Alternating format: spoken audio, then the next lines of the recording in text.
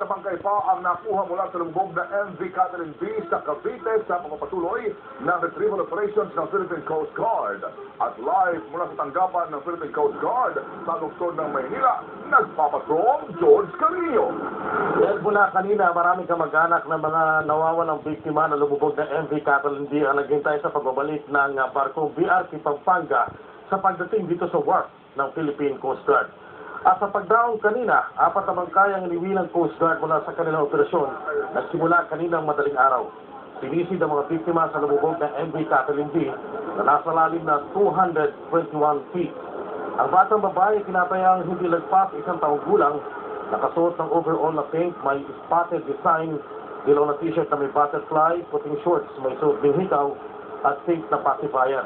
Mayroong isang babae tinatayang nasa pagitan ng 30 hanggang 35 anyos, naka-stripe na pink at white blouse at black pants, nakasuot ng silver bracelet, medyo mataba at nasa 5 feet 5 inches hanggang 5 feet 6 inches ang taas. May keychain din siya na nakuha at nakasulat doon ng katagang Shane Mabel. Nakuha naman pasado alas 3 ng hapon ang bangkay ng babaeng tinatayang nasa edad 40.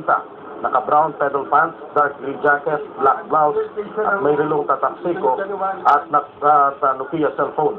Samantala, nakilala naman sa pamamagitan ng kanyang Senior Citizens ID ang bangkay ng 62 taong gulang na si Mario Redublo, presidente ng Maginhawa sa Lubang Occidental, Mindoro. Dalawang dives ang nagawa natin.